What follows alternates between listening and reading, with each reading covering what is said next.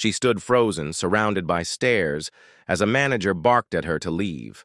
Security closed in. Clients whispered. No one cared who she was, just what she looked like. But when she quietly mentioned a single name, the mood shifted. Phones went silent. The same man who insulted her seconds ago now looked like he'd seen a ghost. And when the truth came out, jaws dropped. This is the story of a black woman humiliated for entering without permission until they learned she was the billionaire CEO.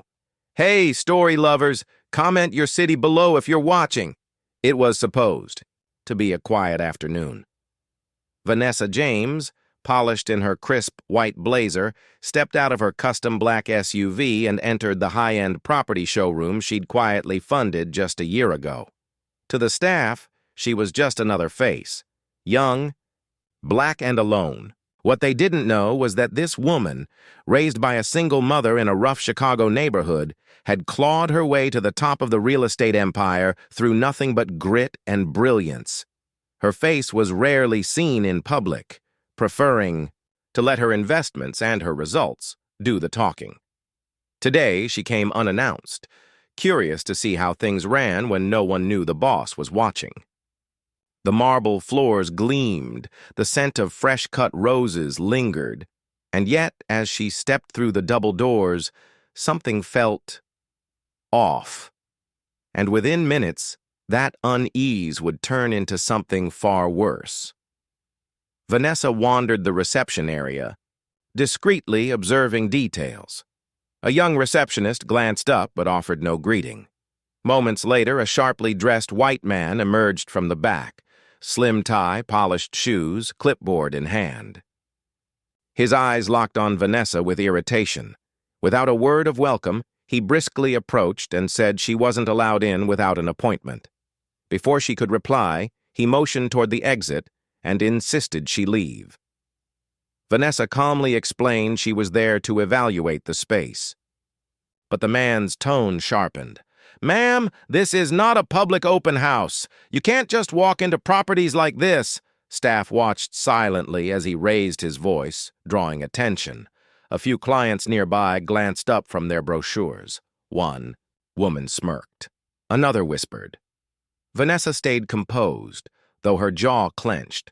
Still unaware of who she was, the manager began lecturing her on respecting professional environments. He accused her of trespassing and implied she was trying to steal brochures. He even called over security. Security arrived quickly, 2 guards in suits. But just as one of them reached for her arm to escort her out, Vanessa finally spoke up. She requested the company's regional director by name. There was a pause. Confusion spread. The manager stiffened. Then someone whispered in his ear. And that's when the tide shifted, dramatically. The manager's face went pale. His lips parted, but no words came out. Security froze. One of the guards stepped back, as if realizing he'd just made a critical error. Within seconds, the regional director arrived, visibly shaken. He immediately recognized Vanessa and addressed her respectfully, calling her Ms. James in front of the entire lobby. Murmurs swept the room. The same staff who had dismissed her now scrambled to look busy or vanish. The manager stammered an apology, but Vanessa didn't flinch. She quietly handed him a folder, a full audit report she had planned to deliver discreetly. With it came a list of terminations. His name was at the top. Cameras caught it all. Clients, staff, and even guards standing speechless as the woman they'd tried to throw out revealed she owned the very building they worked in. Dear audience, from where are you watching? Comment the name of your city.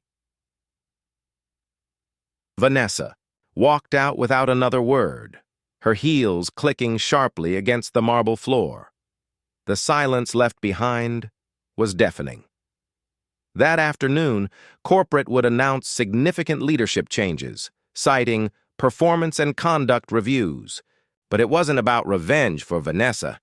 It was about integrity, about creating spaces where people were judged by their merit, not their skin color or their appearance. She continued her mission quietly, investing in diverse leadership teams and funding young entrepreneurs from underserved communities. She never forgot that moment, not because of the insult, but because of what it revealed. It's not about proving your worth. It's about forcing the world to confront its assumptions. Thanks for watching. Subscribe to our channel for more powerful stories and new videos.